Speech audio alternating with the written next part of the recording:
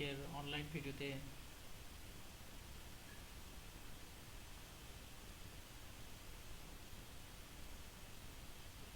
আজকে আমরা ব্যাকটেরিয়া নিয়ে আলোচনা করব মাইক্রোবায়োলজির।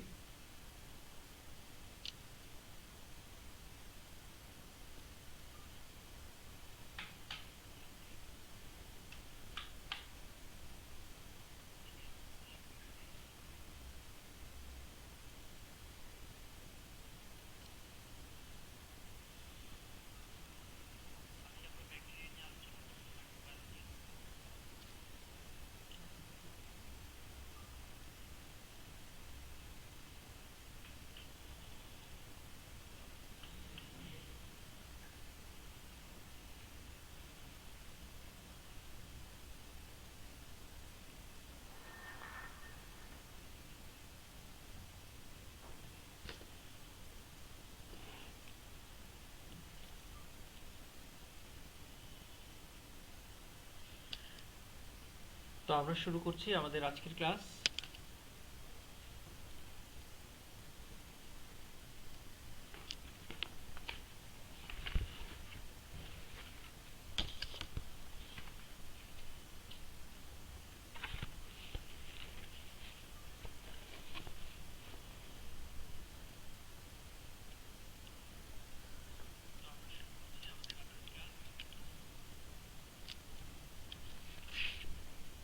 তো তোমরা জানো যে এই ব্যাকটেরিয়ার উপরে আমাদের ক্লাস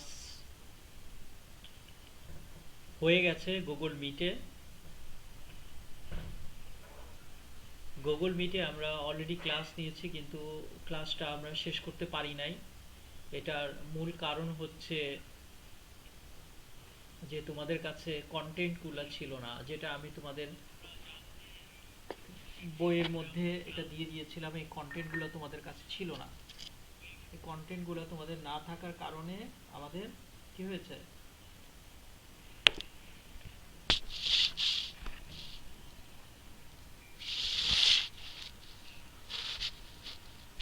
গুগল মিটের ক্লাসটা আমরা ঠিক মতো করতে পারিনি, আমি নিতে পারিনি। আমার কাছে সব কিছু ছিল কিন্তু তোমাদের কাছে কিছু ছিল না। এখন আমি এই যে বইটাও নিয়ে বসছি, আমার এখানেও আছে, আমি দেখিয়েছি যে যেভাবে পারি তোমাদেরকে পড়ানোর চেষ্টা করছি, সাথে বইও আছে আমার। আচ্ছা, শুরু করি আমাদের আজকের লাইভ ভিডিও। তো প্রথমে আমরা দেখেছিলাম যে ব্যাকটেরিয়াল সেল, অর্থাৎ আমাদের হিউম্যান সেলও আছে। এখানে ব্যাকটেরিয়াল সেলটা আমরা নিয়ে দেখব।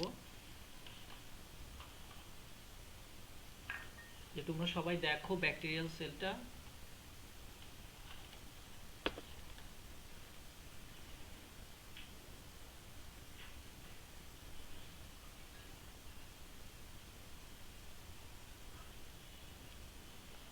যেখানে আমরা সেলের অর্গানেলিগুলো দেখছি, এটা একটা ক্যাপসুলের মতো দেখতে ব্যাকটেরিয়া। এটা সিঙ্গেল সেল ব্যাকটেরিয়া সেল ও লেজের মতো থাকে, যেটা তোমার যদি আমরা পানিতে সাঁতার কাটি তাহলে আমাদের হাত পা যেভাবে আমরা ছুরি, ঠিক সেভাবে ফ্লাজেলা এখানে দেখা যাচ্ছে।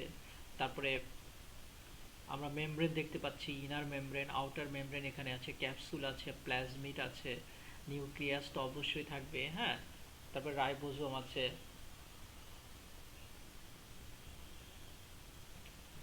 দ্যাট মিন্স পৃথিবীতে যত ব্যাকটেরিয়া আছে এটার সবগুলোই কিন্তু সেম বেসিক স্ট্রাকচার।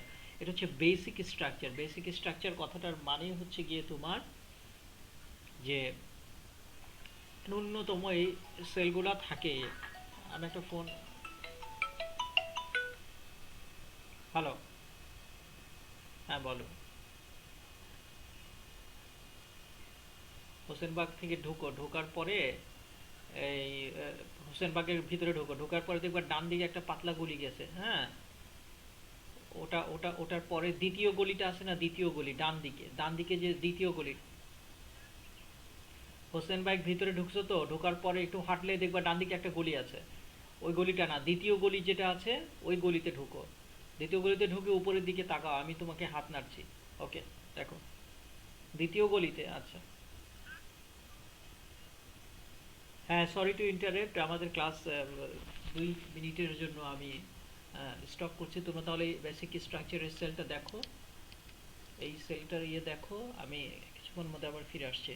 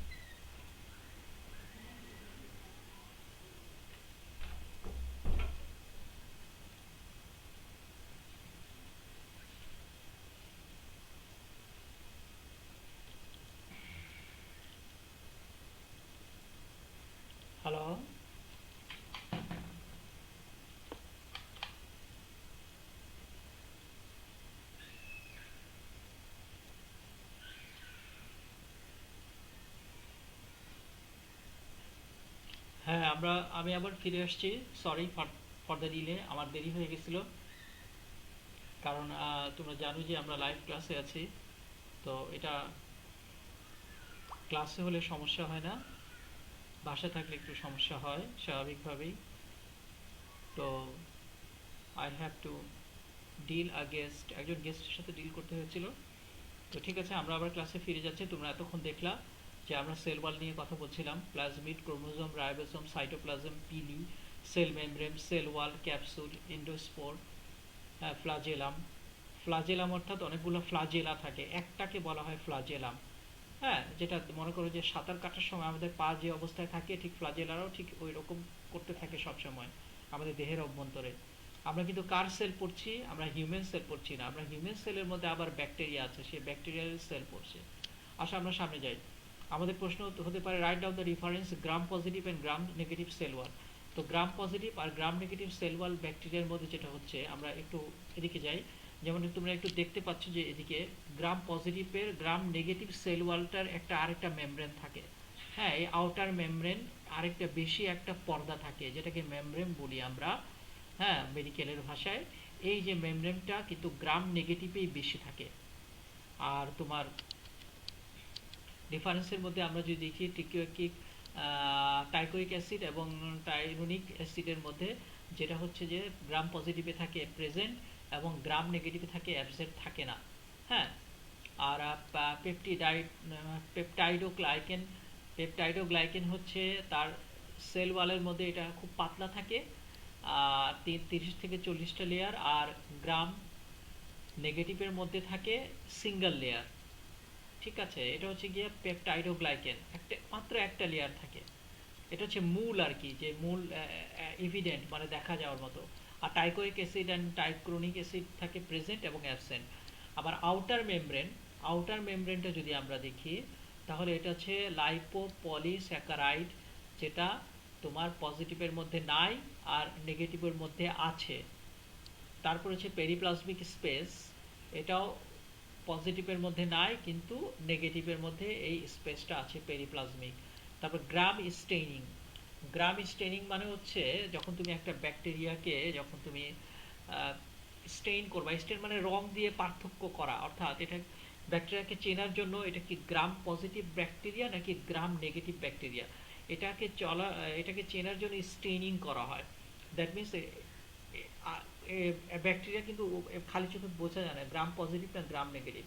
তখন এটাকে স্টেইনিং করা মানে এটার মধ্যে রং দেওয়া হয়, তারপরে নিচে মোমের আলো দিয়ে এটাকে তাপ দেওয়া হয়। তাপ দেওয়ার পর যদি মাইক্রোস্কোপে দেখা যায় যে ওইটার কালার ভায়োলেট আসছে, তাহলে এটা হবে গ্রাম পজিটিভ ব্যাকটেরিয়া। আর যদি ওইটার কালার লাল হয়, তাহলে আমরা ধরে নিই যে ওটা gram negative bacterial cell wall বা ওইটা ব্যাকটেরিয়া। এবার কি বুঝতে পারছো? তাহলে ওই যে ব্যাকটেরিয়ার কালারটা ভায়োলেট আসবে এটা হচ্ছে পজিটিভ, আর যে ব্যাকটেরিয়ার কালারটা লাল আসবে এটা হচ্ছে gram negative. Sensitivity to cell wall inhibiting antibiotics, অর্থাৎ সেন্সিটিভিটি আছে সেল ওয়ালের অ্যান্টিবায়োটিক্সের প্রতি, সেটা হচ্ছে মোর সেন্সিটিভ। গ্রাম পজিটিভটা হচ্ছে মোর সেন্সিটিভ আর গ্রাম নেগেটিভ হচ্ছে লেস সেন্সিটিভ। তাহলে আমরা কি দেখলাম যে গ্রাম নেগেটিভটা একটু ডেঞ্জারাস, এই ব্যাটার সেন্সিটিভিটিটা কম অ্যান্টিবায়োটিক্সের প্রতি। এবার আসো এই কয়টা ডিফারেন্স তোমাদের পড়তে হবে এবং মুখস্থ করতে হবে। দেখো 1 2 3 4 5, 1 2 3 4 5টা 6টা, ইন টোটাল 6টা ডিফারেন্সের কথা বলা হচ্ছে। আসো, what is plasmid? Define plasmid, discuss the medical importance of plasmid. What are plasmid? Mention its function and role in antibiotic resistance. Write short note on plasmid. এই প্লাজমিড থেকে এ ধরনের প্রশ্ন হতে পারে।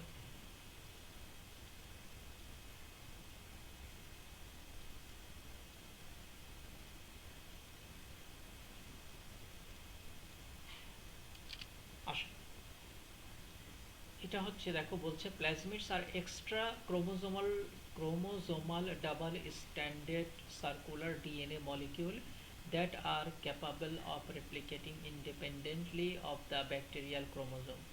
অর্থাৎ ডিএনএ এর মধ্যে এটা একটা ক্রোমোজোম, সে এই ক্রোমোজোম একটা ক্রোমোজোম থেকে দুইটা হয়, দুইটা থেকে চারটা হয়। হ্যাঁ, রেপ্লিকেশন হয়, রেপ্লিকেশন মানে ডুপ্লিকেট, মানে হুবহু একটা বের হয়ে যাচ্ছে তার ভিতর থেকে। ডিএনএর মলিকিউলের মধ্যে সার্কুলার ভাবে থাকে। এই ডিএনএর মধ্যে যে ক্রোমোজোমটা আছে, ক্রোমোজোমটা, হ্যাঁ, কি হচ্ছে, সে বাড়ছে। এই যে বাড়ছে, ক্রোমোজোমের পরিমাণটা বাড়ছে, অটোনোমাস ভাবে রেপ্লিকেশন হচ্ছে, এটাকে বলা হয় প্লাজমিড। ঠিক আছে, তাহলে আমরা দেখব যে ফাংশন অফ প্লাজমিডের।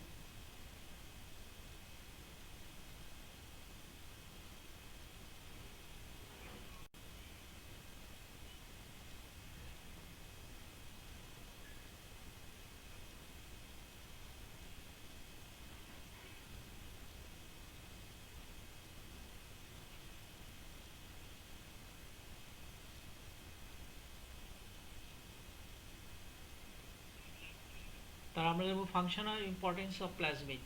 এখানে হচ্ছে যে contain a variety of genes for antibiotic resistance. ওর কাজটা কি, প্লাজমিডের কাজটা দেখো, contain a variety of gene for antibiotic resistance.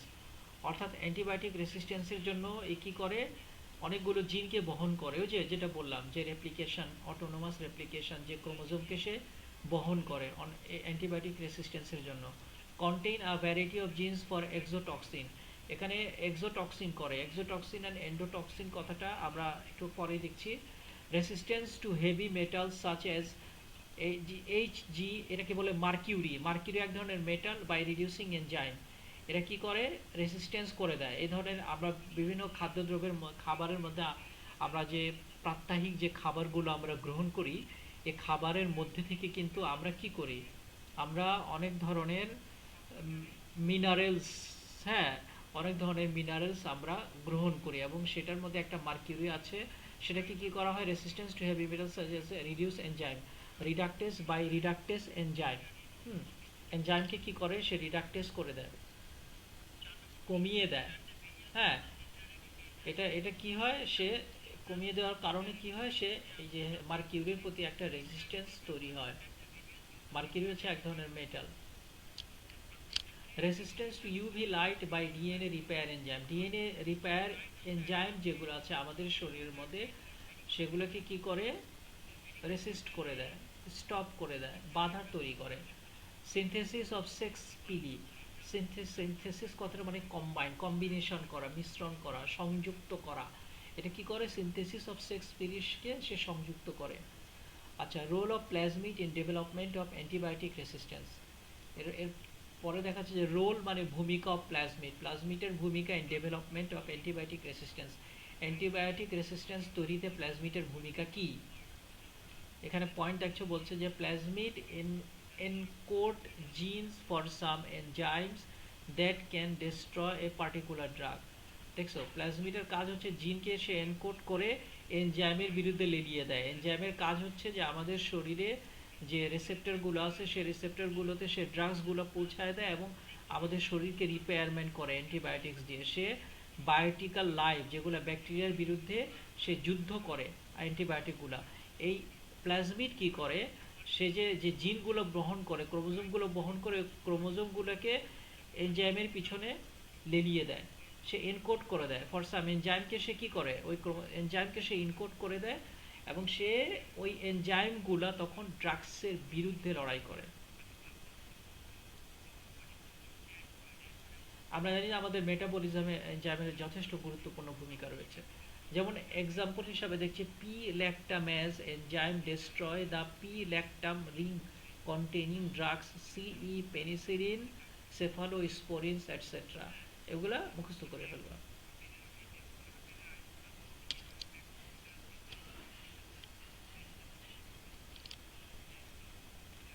এটা আমি আমার মনে হয় যে এটা খুব খুব চমৎকার করে আমি এটা বুঝিয়েছিলাম যে ব্যাকটেরিয়াল স্পোর।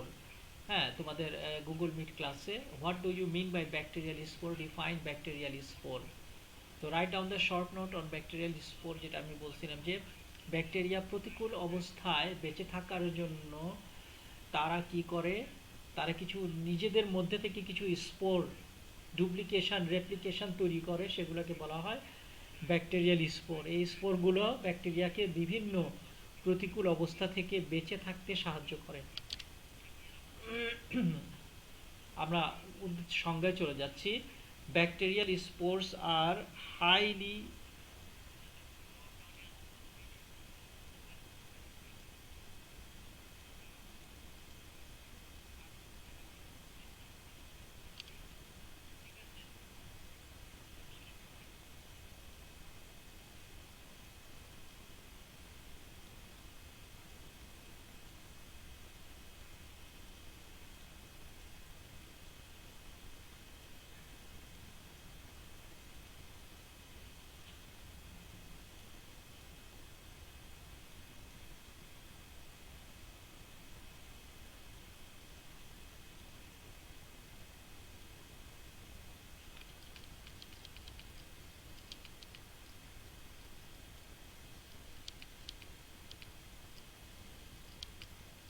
হ্যাঁ, আমরা কি দেখছি, bacterial spores are highly resistance dormant structure. That means dormant structure হচ্ছে যাদের কোনো মেটাবলিজম নাই, মেটাবলিক অ্যাক্টিভিটিস নাই। হ্যাঁ, এটাকে বলা হয় ডরমেন্ট স্ট্রাকচার। মেটাবলিজম সম্পর্কে তোমাদের ফিজিওলজিতে আমার মনে হয় যে তোমরা মেটাবলিজমটা ফিজিওলজি ক্লাসে হয়তো বুঝে ফেলছো যে হোয়াট ইজ মেটাবলিজম।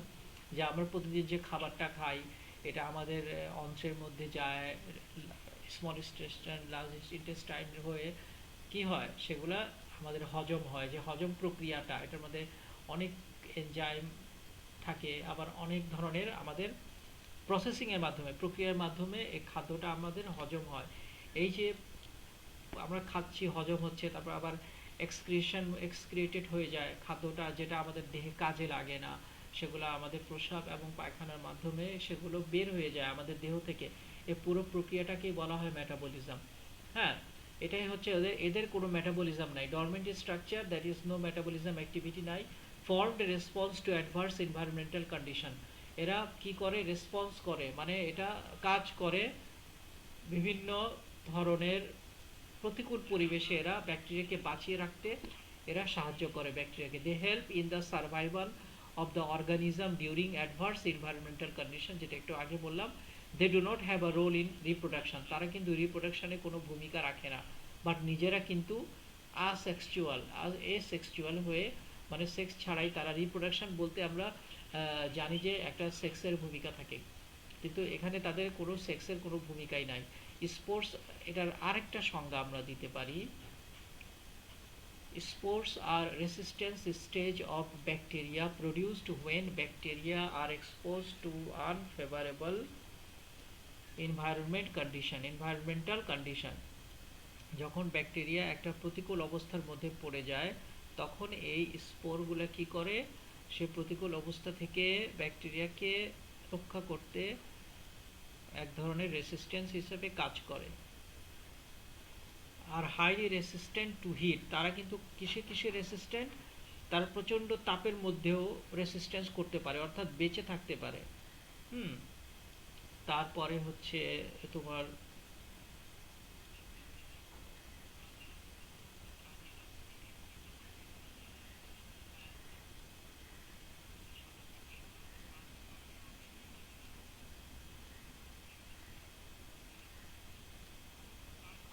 আমি বুঝতে পারছি না আমাদের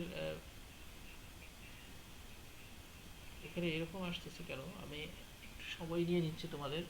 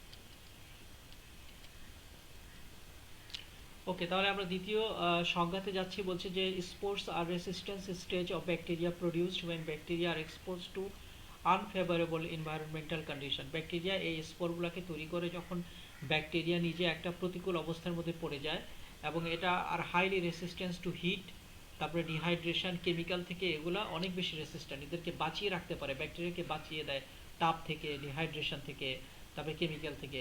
হ্যাঁ, এগুলো থেকে তারা কি হয়, রেসিস্ট্যান্স তৈরি করে ব্যাকটেরিয়ার বিরুদ্ধে, ব্যাকটেরিয়ার মধ্যে, যাতে সে ব্যাকটেরিয়া সে ধরনের প্রতিকূল পরিবেশ থেকে লড়াই করে টিকতে পারে।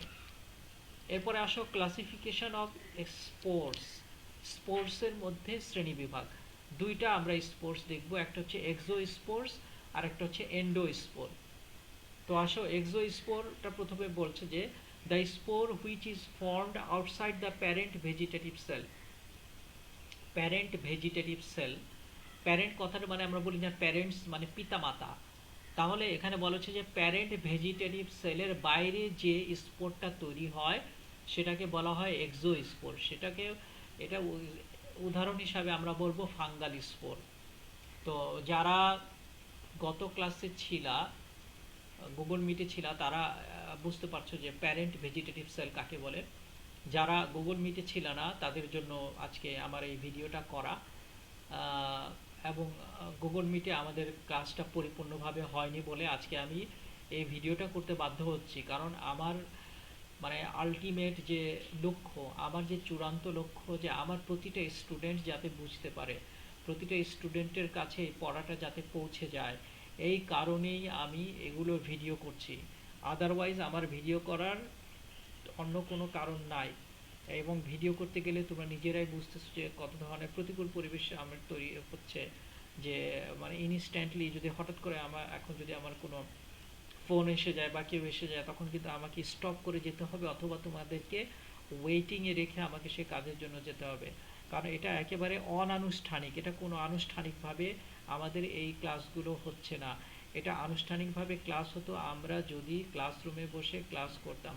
তো যাই হোক, এ ধরনের অনাকাঙ্ক্ষিত কিছু পরিস্থিতি ভিডিও ক্লাস লাইভ ভিডিওতে হয়, তো সেক্ষেত্রে তোমরা সবাই এটা ক্ষমা সুন্দর দৃষ্টিতে দেখবা। তো আমি আবার আমার ক্লাসে ফিরে যাচ্ছি, যে ক্লাসিফিকেশন স্পোরে এক্সো স্পোরটা কি। এক্সো স্পোরের মধ্যে বলছে যে প্যারেন্ট ভেজিটেটিভ সেলের বাইরে যে স্পোরটা তৈরি হয় তাকে বলা হয় এক্সো স্পোর। তাহলে আসো আমরা প্যারেন্ট ভেজিটেটিভ সেলটা পড়ি। তো আমরা কার সেল পড়তেছি? আমরা আসলে যে সেল পড়তেছি এটা হচ্ছে ব্যাকটেরিয়াল সেল। ব্যাকটেরিয়াল সেল কিন্তু আমাদের হিউম্যান সেল না। আমাদের হিউম্যান সেলের মধ্যেও ব্যাকটেরিয়াল সেল আছে। এই হিউম্যান সেলের ভিতরেই ব্যাকটেরিয়াল সেল নিজের জায়গা করে নিচ্ছে, তৈরি করে নিচ্ছে। হ্যাঁ, এবং আমাদের দেহের মধ্যে সে রোগের সৃষ্টি করছে। তো আমি এখন বলবো যে এই সেলটা, ব্যাকটেরিয়াল সেল যখন একটা থাকে তখন একে আমরা বলি ব্যাকটেরিয়াম। আমরা এই সেলকে বলি ব্যাকটেরিয়াম। যখন সে একটা সিঙ্গেল থাকে, হ্যাঁ, তখন এর মধ্যে থেকে কি হয় জানো? এর মধ্যে থেকে এরা, বললাম না যে এরা এসেক্সুয়াল, এর মধ্যে থেকে ঠিক রেপ্লিকেট করে আরেকটা বের হবে হুবহু সেরকম। ঠিক আছে, ব্যাকটেরিয়াম থেকে সে হয়ে গেল ব্যাকটেরিয়া, তখন দুইটা হয়ে গেছে। আবার এই যখন দুইটা বের হলো, এই দুইটা থেকে বের হবে চারটা, এই চারটা থেকে বের হবে আটটা, মানে এটাকে বলা হয় বাইনারি ফিশন। মানে 1 2 4 8 16 32 64 এভাবে ডবল হয়। তাহলে এই যে ব্যাকটেরিয়াটা একটার ভিতর থেকে আরেকটা বের হচ্ছে, যে বের হচ্ছে তাকে বলা হয় ডটার। ডটার মানে কন্যা, আমরা জানি। যে বের হয়ে যাচ্ছে তাকে বলা হয় ডটার, ডটার সেল। আর যার মধ্যে থেকে এই ডটার সেল বের হইলো এটাকে বলা হয় প্যারেন্ট সেল। এই parent vegetative cell, vegetative cell মানে হচ্ছে যে সেলটা নিজের ভিতর থেকে আরেকটা রেপ্লিকেট করতেছে, এটাকে বলা হয় ভেজিটেটিভ সেল। মানে যে সেলের ভিতর থেকে আরেকটা আরো দুটো সেল বের হচ্ছে, ডটার সেল, ওই সেলকে বলা হয় ভেজিটেটিভ সেল, মানে তার রেপ্লিকেট করার ক্ষমতা আছে। তাহলে আমরা দেখছি যে যে এই যে প্যারেন্ট ভেজিটেটিভ সেলের বাইরে যে স্পোরটা ফর্ম হয় সেটা হচ্ছে এক্সো স্পোর। আর এন্ডো স্পোর হচ্ছে ভিতরে, প্যারেন্ট ভেজিটেটিভ সেলের ভিতরে যে স্পোরটা তৈরি হয় সেটাকে বলা হয় এন্ডো স্পোর। তো আমাদের মানব দেহে বা হিউম্যান বডিতে এন্ডোস্পোর বা ব্যাকটেরিয়ার যে এন্ডোস্পোর আছে এটার বিশাল একটা ভূমিকা আছে রোগ রোগ সৃষ্টিতে। দেখো এখন আমরা এন্ডোস্পোরের আবার কতগুলা এক্সাম্পল হচ্ছে ব্যাকটেরিয়ার স্পোর, যে ব্যাকটেরিয়া থেকে যে স্পোরগুলো বেরোচ্ছে এটাকে সবগুলোই হচ্ছে এন্ডোস্পোর। এখন এই এন্ডোস্পোরের আবার 3 ধরনের আছে অ্যাকর্ডিং টু শেপ, আকৃতি অনুযায়ী সে দেখতে কেমন, আর অ্যাকর্ডিং টু পজিশন তার অবস্থান কোথায়, আর অ্যাকর্ডিং টু সাইজ তার মানে কত বড় সে। আকৃতি বলতে তার অবয়বকে বোঝাচ্ছে, আর সাইজ বলতে সে কত বড়। আচ্ছা দেখো, আমরা অ্যাকর্ডিং টু শেপ তার নকশাটা দেখি, সে হয় ওভাল টাইপের হয় এই এন্ডোস্পোরটা, আর স্ফেরিক্যাল হয়। স্ফেরিক্যালটা হয় পুরো গোল না, কিছুটা চ্যাপ্টা টাইপের আর কি, পুরাটা গোল না, দেখতে গোল কিন্তু গোল না, এটা হচ্ছে স্ফেরিক্যাল। আর অ্যাকর্ডিং টু দ্য পজিশন, তার অবস্থান হচ্ছে টার্মিনাল মানে প্রান্ত, মানে কোনো সেলের একেবারে প্রান্ত, সাব টার্মিনাল প্রান্তের একটু আগে, মানে মাঝামাঝি না, একেবারে কোন একেবারে পুরো কোনাও না, মাঝে ঠিক কোনার একটু আগে। আর সেন্ট্রাল মানে হচ্ছে একেবারে মাঝামাঝি তার অবস্থান, স্পোরের অবস্থান, হ্যাঁ, সেলের মাঝামাঝি থাকে। আর অ্যাকর্ডিং টু সাইজ, সাইজ হচ্ছে তোমার spore size is greater than the diameter of the body. Car body? যে সেল বডিটা আছে, সেল বডির চেয়ে যখন এই স্পোরের সাইজটা যখন বড় হয়ে যায় তখন এটাকে বলা হয় বাল্গিং। হ্যাঁ, আর বালজিংও বলে, বাল্গিংও বলে, বালজিং, বাল্গিং। আর যখন স্পোরের শরীর থেকে, তার ভিতর থেকে যে আরেকটা এন্ডোস্পোর বের হচ্ছে, তার যদি সেই স্পোর থেকে এন্ডোস্পোরের সাইজটা ছোট থাকে ডায়ামিটারে, তাকে বলা হয় নন বালজিং। এখানে কিন্তু নল কথাটা লেখা হয়নি, নন, NON, নন বালজিং। ওকে, এবার আমরা দেখব যে ওভাল, দেখো এখানে নন বালজিং গুলো দেখাচ্ছে, যে এই যে ওভাল দেখতে সেন্ট্রালে, আর তারপরে স্ফেরিক্যাল হচ্ছে এটা, দেখো পুরাটা গোল না কিন্তু একটু চওড়া, এটাও সেন্ট্রালে। আবার হচ্ছে যে ওভাল সাব টার্মিনাল, একেবারে প্রান্তেও না, এটার একেবারে মাঝামাঝিও না, কোনা, এটা হচ্ছে সাব টার্মিনাল বলে। এটা ছিল নন বালজিং। আর বালজিং গুলা, নন বালজিং কি, নন বালজিংটা আমরা কি জানি, যে যেগুলা স্পোরগুলা থেকে তার এন্ডোস্পোরগুলো ছোট, এগুলো হচ্ছে নন বালজিং। আর যেগুলা তার বডি থেকে বড় সেগুলো হচ্ছে বালজিং। যেমন oval sub terminal, sub terminal বুঝছো তো, যে টার্মিনাল হচ্ছে প্রান্ত, মাঝামাঝি, প্রান্তর কি কাজে, ওভাল টার্মিনাল। ওভাল টার্মিনালটা হচ্ছে কি একেবারে প্রান্তে, আর স্ফেরিক্যাল টার্মিনালটা হচ্ছে এখানে তোমার প্রান্তে। তাহলে দেখো ওভাল গোল, ওভাল টার্মিনাল, আর স্ফেরিক্যাল টার্মিনালটা এখানে দেখানো হচ্ছে। ঠিক এভাবে দেখুন, এটা সব বালজিং। বালজিং কেন? সে তার স্পোর থেকে এন্ডোস্পোরের আকৃতিটা বড়, এই জন্য। দেখো এই যে লম্বাটা দেখতে পাচ্ছ, এটা হচ্ছে তোমার একটা সেল, এটা হচ্ছে স্পোর। স্পোর থেকে তার এন্ডোস্পোরের যে সেলের আকৃতিটা তার চেয়ে বড়, এই জন্য এটাকে বলা হচ্ছে বালজিং। আর এটা হচ্ছে ছোট বলে এটাকে নন বালজিং বলা হচ্ছে। Define mutation, what are the type of mutation. Mutation কথাটা মানে হচ্ছে পরিবর্তন হওয়া। হ্যাঁ, এটা এটা মিউটেশন বিষয়টা আমরা যেটা দেখি যে মিউটেশন বিষয়টা তোমার এটার সাথে অনেক বেশি চরিত্র বদল করে হচ্ছে ভাইরাস। এখন যেমন আমরা করোনা ভাইরাসের মধ্যে আমরা বসবাস করছি, করোনা ভাইরাসের মধ্যে আছি। তো এই মিউটেশনটা কিন্তু ভাইরাসের ক্ষেত্রে অনেক বেশি মিউটেট করে, মানে নিজের রূপ বদল করে, নিজের চরিত্র পরিবর্তন করে। হ্যাঁ, ঠিক আছে। যেমন হিউম্যান বডিতে এক ধরনের প্রতিক্রিয়াগুলো চেঞ্জ হয়, সে প্রথমে একরকম প্রতিক্রিয়া করতো, এখন অন্য ধরনের প্রতিক্রিয়া বডিটা তৈরি করে, তার মানে সে নিজেকে চেঞ্জ করতেছে। তো ব্যাকটেরিয়ার মধ্যে কিন্তু মিউটেশন আছে। Define mutation, what are the type of mutation. Mutation means a permanent transmissible change in a cell's DNA that alters the characters. সেলের যে আরএনএ ডিএনএ আছে, ডিএনএটা কি করে, সে একেবারে ট্রান্সমিসেবল চেঞ্জ, পার্মানেন্ট স্থায়ী ট্রান্সমিসেবল চেঞ্জ করে। ট্রান্সমিসেবল চেঞ্জ মানে যেটা ট্রান্সভার্স করতে পারে, যেটা আরেক সাথে সাথে মিক্সিং করতে পারে, মিলে যেতে পারে। হ্যালো, হ্যাঁ ভালো, আপনি কেমন আছেন? আপনারে ভুইলা ভুইলা যাবো কি আপনার? ওইখানে গেলে তো দেখি গেট লাগানো থাকে আপনার। ওখানে তো আর যাওয়া যায় না, ওই মেডিকেলে গেলে তো দেখি গেট লাগানো। হ্যাঁ, আচ্ছা আচ্ছা। এই শালম ভাই, হ্যাঁ বলেন। না না, আমি আজকে বাসায় আছি, আমি অনলাইনে ক্লাস নিতেছি। হুম।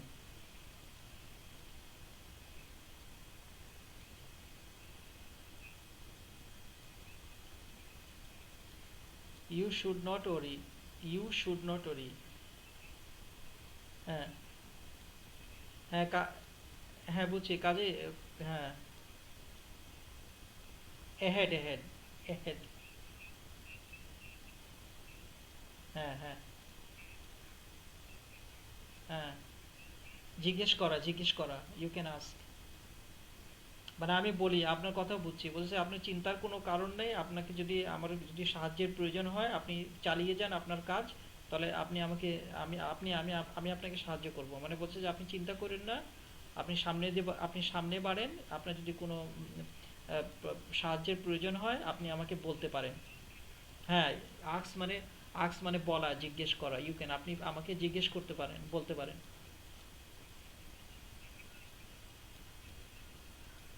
এটা আপনি কোন পরিস্থিতিতে, হ্যাঁ, thank you very much, thank you for your kind, হ্যাঁ, কাইন্ডনেস, না না, কাইন্ডনেস, কে আই, হ্যাঁ আমি বলি, আপনি আপনি আগে শুনেন, লিখবেন যে thank you for your kindness, KINDNESS, kindness.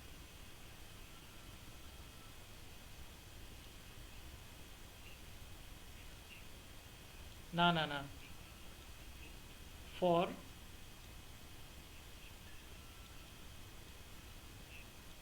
আর,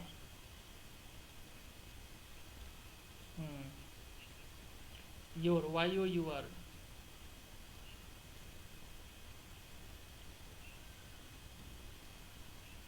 হ্যাঁ, কাইন্ডনেস, KINDND,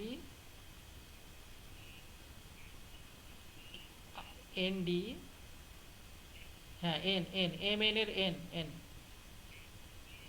D, তারপর NESS, S, kindness, NESS, NESS, হ্যাঁ, NESS, কাইন্ডনেস, হ্যাঁ হ্যাঁ, ঠিক আছে ভাই, ওকে, আচ্ছা, কাইন্ডনেস, হ্যাঁ, মানে আপনার এই দয়ার জন্য, আপনার এই দয়ার জন্য আপনাকে ধন্যবাদ, ঠিক আছে, ওকে, ওকে, ওকে, ওকে।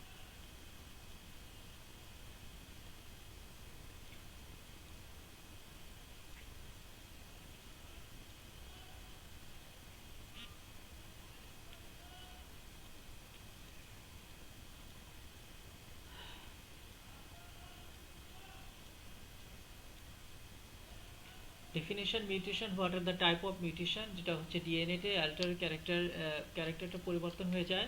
আমরা দেখব টাইপস অফ মিউটেশন, মিউটেশনের বিভিন্ন প্রকার, ঠিক আছে। মিউটেশনের ট্রাইব, ABC, দেখো এখানে আমরা দেখতে পাচ্ছি ABC তিনটা টাইপস দেওয়া আছে, এবং সি নাম্বারটা আবার একটু, প্রথমটা হচ্ছে ক্রোমোজোমাল মিউটেশন, ক্রোমোজোম কিভাবে চেঞ্জ হয়ে যায় ডিএনএ এর মধ্যে। বি নাম্বার হচ্ছে জিনোম মিউটেশন, জিনোমটা পরিবর্তন হয়। আর সি নাম্বার জিন মিউটেশন, জিনটা পরিবর্তন হয়। জিন, জিনোম, ক্রোমোজোম, একটার ভিতরে আরেকটা আছে, কথা বলছো। তাহলে আমরা ক্রোমোজোমাল মিউটেশনটা দেখি। ABC এটা পড়বা, ক্রোমোজোম, জিনোম, জিন, এভাবে মনে রাখবা। এরপরে সি নাম্বার থেকে আবার আরো অনেকগুলো পয়েন্ট বের হয়েছে। জিন মিউটেশনের মধ্যে আবার আমাদের এখানে দুইটা পয়েন্ট আছে। তাহলে আমরা প্রথমে শুরু করব, তোমরা মুখস্থ করার ক্ষেত্রে এভাবে মুখস্থ করবা, প্রথমে ABC এটা মুখস্থ করবা, তারপর জিন মিউটেশনটা পরে মুখস্থ করো, ভিতরে যেটা আছে সেটা পরে মুখস্থ করবা, এভাবে পয়েন্ট মুখস্থ করতে হয়। তাহলে ক্রোমোজোমাল মিউটেশন হচ্ছে এই ক্রোমোজোম, যে ক্রোমোজোমটা চেঞ্জ হয় ডিএনএ এর মধ্যে, যে আমাদের ডিএনএ আরএনএ আছে না নিউক্লিয়াসের মধ্যে, সেটা তার মধ্যে আবার ডিএনএ এর মধ্যে আছে ক্রোমোজোম। এই ক্রোমোজোমটা হচ্ছে সেল, আমি হচ্ছে ব্যাকটেরিয়াল সেলের কথা বলা হচ্ছে। এই ব্যাকটেরিয়াল সেলের যে ক্রোমোজোম আছে সেটা যখন পরিবর্তন হয় এটাকে বলা হয় chromosomal mutation. when there is addition or deletion of chromosome from a cell, when there is addition or deletion of chromosome from a cell, থেকে যখন যোগ করতে হয় বা বিয়োগ করতে হয় তখন এটার প্রয়োজন হয়। তখন কি হয়, এই সেলগুলো নিজেদেরকে, এই ক্রোমোজোমগুলো নিজেদেরকে পরিবর্তন করে। বি নাম্বার হচ্ছে genome mutation, when there is addition or deletion of a large portion of chromosome, যখন প্রচুর অনেকগুলো ক্রোমোজোমের একটা অনেক বড় অংশ যখন বাদ দিতে হয় সেলকে, অথবা তাকে সংযুক্ত করতে হয়, তখন সেই জিনোম পরিবর্তন হয়ে যায়, সেই ডিএনএ এর জিনোমটা পরিবর্তন হয়ে যায়। এখন জিন মিউটেশন দেখো, when there is a change in a particular gene, যে জিনের অনেকগুলোর মধ্যে যখন একটা জিন নিজেকে পরিবর্তন করে সেটাকে বলা হয় জিন মিউটেশন। এটা আবার দুই ধরনের আছে। এ নাম্বার হচ্ছে ফ্রেম শিফট মিউটেশন, আর বি নাম্বার হচ্ছে point mutation.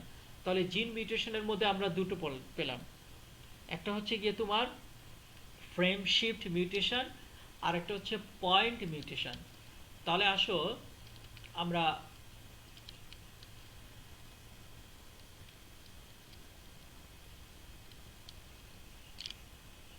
frame shift mutation এ যায়।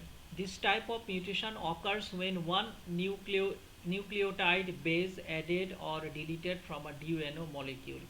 নিউক্লিয়াসের চারপাশে যে নিউক্লিয়াসের যে আভ্যন্তরীণ কিছু অর্গানিলস আছে, নিউক্লিয়াসের সার্কুলারের মাধ্যমে সেটার বেজের মধ্যে যখন নিউক্লিওটাইড একটা উপাদান, নিউক্লিওটাইড উপাদানটা যখন সংযুক্ত করা লাগে অথবা সেটাকে বাদ দেওয়ার সময় হয়, তখন এই ডিএনএ মলিকিউলের মধ্যে একটা ফ্রেম শিফট মিউটেশন তৈরি হয়।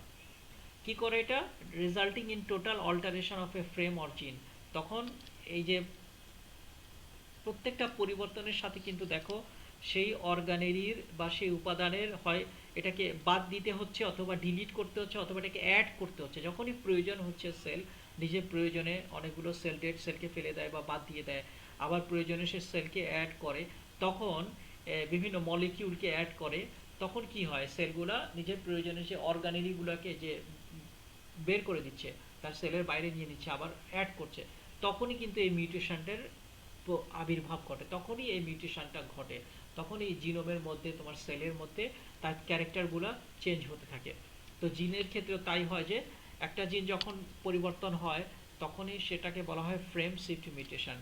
বি নাম্বার হচ্ছে point mutation, when there is insertion of one nucleotide base instead of another। মানে এখন নিউক্লিওটাইডটা কি হবে, সেলের মধ্যে যখন অ্যাড করতে হয় কিন্তু তার পরিবর্তে অন্যকে বাদ দিতে হচ্ছে না, সেক্ষেত্রে এটাকে বলা হয় point mutation. Here alteration of only one জিন অকার্স অ্যান্ড অল আদার জিন sequence of DNA is normal. তখন শুধুমাত্র যেটাকে পরিবর্তন করতে হচ্ছে, যেটা তোমার সেলের মধ্যে ঢুকলো নতুন করে যে সাবস্টেন্সটা, সেই কি হচ্ছে, সেই সাবস্টেন্সটাই শুধুমাত্র পরিবর্তিত অবস্থায় সেল বডিতে আছে, কিন্তু সে অন্য কোনো সেলকে বা আশেপাশের কোনো মলিকিউলকে সে মলিকিউল কথার মানে ইউনিট অফ সেল যেটাকে বলা হচ্ছে, এটাকে বলে মলিকিউল মানে সাবস্টেন্স। এটা আমাদের শরীর অনেকগুলো মলিকিউল সাবস্টেন্স, কেমিক্যাল সাবস্টেন্স নিয়ে গঠিত। তোমাদের জাস্ট আমি যতটুকু পারছি বোঝানোর চেষ্টা করতেছি, এগুলো চিত্র দেখালে ভালো হইতো। হ্যাঁ, শুধুমাত্র একটা জিনের ক্ষেত্রেই সেই মিউটেশন কথাটার মানে হচ্ছে পরিবর্তন, চেঞ্জ। তখন এটাকে আর অন্যান্য সব ডিএনএগুলো জিনের নর্মাল থাকে, ডিএনএর জিনগুলো নর্মাল থাকে, তখন এটাকে বলা হয় পয়েন্ট মিউটেশন। আবার এই পয়েন্ট মিউটেশনটা হচ্ছে তিন ধরনের, একটা হচ্ছে missense mutation, nonsense mutation, silent mutations. Missense মিউটেশনটা হচ্ছে it is in a missense mutation the new base alters a codon resulting in a different amino acid being incorporated into the protein chain।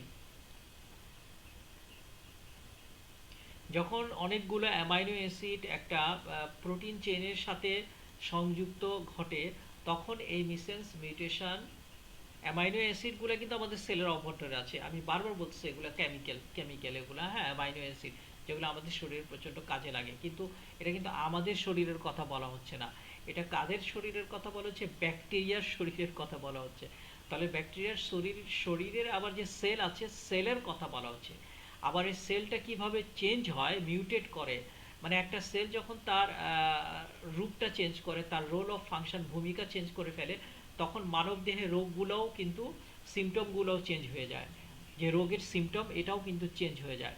তাহলে এখানে এই বিষয়টা বলা হচ্ছে যে যে সেলের মধ্যে যে অ্যামাইনো অ্যাসিড আছে এটা কি করে বিভিন্ন প্রোটিন চেইনের সাথে, ওই ব্যাকটেরিয়ার সেলের যে প্রোটিন চেইন আছে ওটার সাথে ইনকর্পোরেট করে, সংযুক্ত তৈরি করে, তখনই কি হয়, এটা মিসেন্স মিউটেশন হয়। আর nonsense mutation, in a nonsense mutation the new base changes a codon that specifies an amino acid into one of the stop codon। Stop অনেকগুলো কডনের মধ্যে একটা কডনের সাথে অ্যামাইনো অ্যাসিড কি করে তাকে পরিবর্তন করে দেয়, এটাকে বলে nonsense mutation. Silent mutation, silent mutation are those that cause no change in the final protein product and can only be detected by sequencing in the gene। এটা সাইলেন্ট ভাবে, এটা কোনো চেঞ্জ দেখা যায় না, তার প্রোটিন প্রোডাক্টের মধ্যে ফাইনাল প্রোটিন প্রোডাক্টের মধ্যে কি করা হয়, কোনো পরিবর্তন দেখা যায় না এবং শুধুমাত্র জিন দ্বারা এটা ডিটেক্টেড হয়। হ্যাঁ, এটাকে বলা হয় সাইলেন্ট মিউটেশন। তোমরা কষ্ট করে এটা একটু মুখস্থ করে নিও।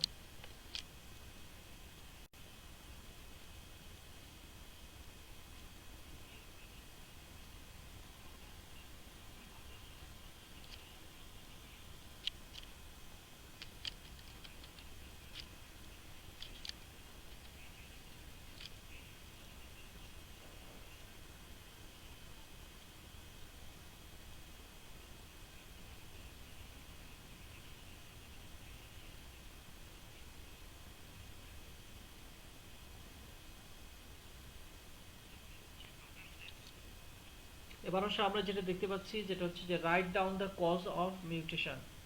কি বলা হচ্ছে যে মিউটেশনের কারণগুলো কি কি। তাহলে আসো আমরা এখানে দেখব কজগুলোর মধ্যে এ বি, দুইটা কজ এখানে দেওয়া হয়েছে, খুব ছোট প্রশ্ন। এটার দুটা কারণ আমরা লিখবো। স্পন্টেনিয়াস মিউটেশন মানে স্বতঃস্ফূর্তভাবে যে পরিবর্তনটা হয়, দুইটা হচ্ছে ইনডিউস মিউটেশন বাই মিউটাজিনস। মিউটাজিনস জিন দ্বারা যে মিউটেশনগুলো মানে জিন বাধ্য করে মিউটেট করতে একটা সেলকে, তখন সেটাকে বলা হয় তোমার ইনডিউসড মিউটেশন।